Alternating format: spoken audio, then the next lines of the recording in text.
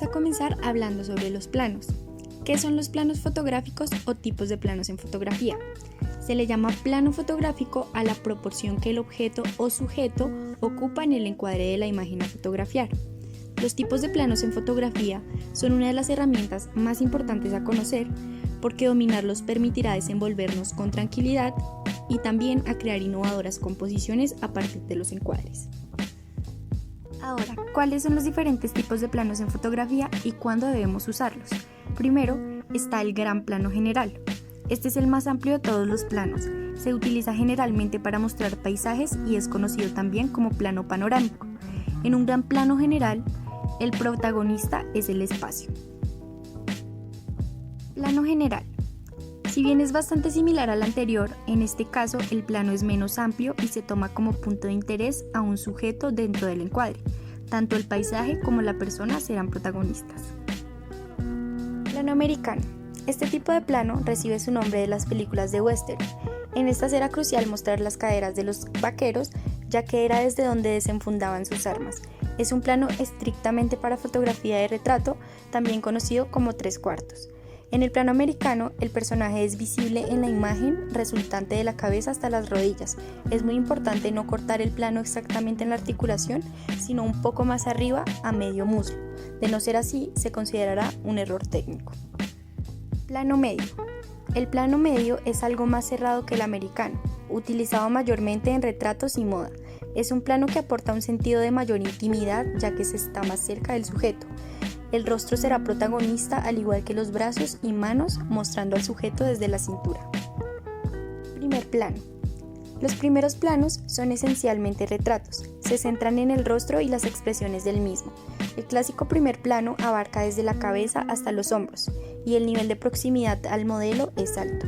La pose del cuerpo no será relevante, pero sí la expresión y la actitud facial. Primerísimo primer plano. Si te sigues acercando al sujeto, lograrás un primerísimo primer plano. Los hombros ya no aparecen en la toma y se corta desde la frente hasta la barbilla. Aquí la intimidad domina por completo la escena y la emoción y expresividad resaltan en los ojos del modelo. Plano detalle. Este tipo de plano es el más cercano. Por lo general se utiliza para resaltar alguna parte del rostro, pero también puede usarse con cualquier otra facción del cuerpo. El plano detalle se centra en una porción del sujeto. Plano subjetivo. El plano subjetivo es un tipo de plano cinematográfico en el que el encuadre se posiciona a la altura de los ojos del actor, colocando al espectador de forma que percibe lo mismo que el personaje en cuestión.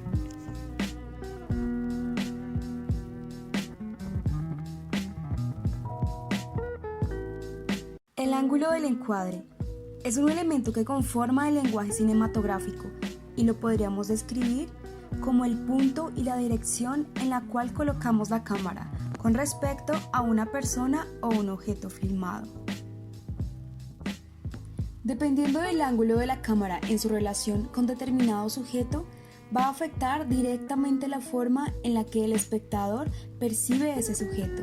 Vamos a ver algunos ejemplos. Ángulo normal. La posición de la cámara se encuentra ubicada a la altura de los ojos o ligeramente por debajo del sujeto u objeto que vamos a filmar.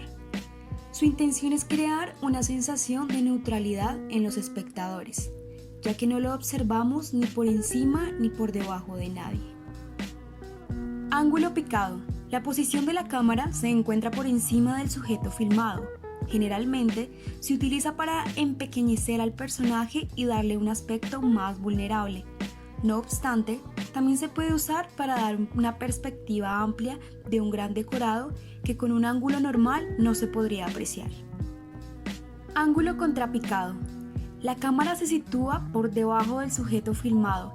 La intención de este ángulo es magnificar y empoderar al personaje que se filma, y se lo puede utilizar tanto para describir un héroe o un villano. Ángulo cenital. La cámara se sitúa totalmente perpendicular al suelo y nos ofrece una perspectiva aérea de los personajes. Se lo puede utilizar para describir la relación del protagonista con el resto de personajes o para detallar un determinado objeto. Ángulo nadiral. La cámara se sitúa de forma vertical por debajo del personaje o de la acción. Ángulo holandés. La cámara se sitúa intencionalmente en una posición inclinada o torcida para generar una sensación de inestabilidad en los espectadores. Movimientos de cámara. La interacción entre los movimientos de cámara, los tipos de planos cinematográficos y los ángulos en el cine influencian lo que buscamos transmitir en cada escena. Con esto podemos hacer referencia al efecto Kuleshov, que dice que todas las tomas están influenciadas por la toma que antecede y la que sigue. Movimiento de cámara sin desplazamiento. Este tipo de movimiento son sobre el eje de la cámara. Imagina una cabeza que se mueve sobre su propio eje.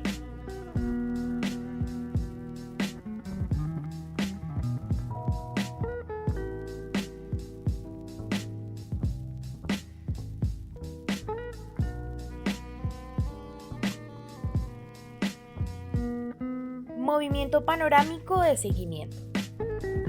Es el movimiento de cámara en el que se sigue a un sujeto en movimiento. Movimiento panorámico de reconocimiento. Este movimiento de cámara hace un recorrido de espacio para mostrar todos los detalles de la escena.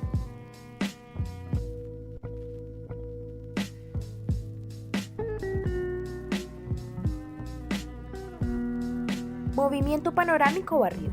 Da como resultado imágenes borrosas. Tilt. Este es otro de los movimientos de cámara más habituales. Tilt up es el movimiento realizado para arriba.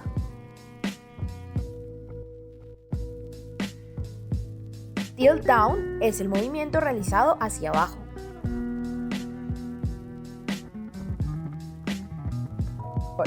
Este simula cuando la cabeza ladea o gira sobre su mismo eje. Se utiliza para explorar un ambiente o una escena.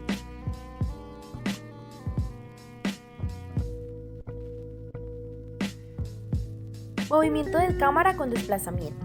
Este tipo de movimiento de cámara se conoce como traveling. Traveling circular. Este tipo de movimiento de cámara, también conocido como 360 grados, se hace montando unas vías en forma circular. También se puede hacer con una Steadicam o un gimbal. Este movimiento de cámara en el cine es un recurso que nos ayuda a celebrar la unión de dos personajes. Traveling vertical. Este movimiento puede recibir diferentes nombres según el país y la cultura, por ello también se suele conocer como pedestal.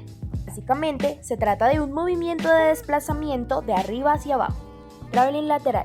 Este movimiento de cámara se realiza para seguir a una persona u objeto en movimiento de lado a lado, que nos ayuda a reforzar la atención en el sujeto, animal u objeto.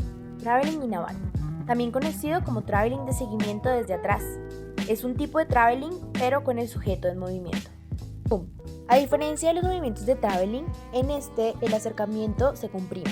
Zooming. Se cierra el ángulo y se reduce el ángulo de visión. Esto causa que la imagen aumente de tamaño. Zoom out. Se manipula el lente para ampliar el ángulo de la toma y abrir el ángulo de visión del lente. Esto provoca que la imagen disminuya de tamaño y se amplíe la profundidad de campo.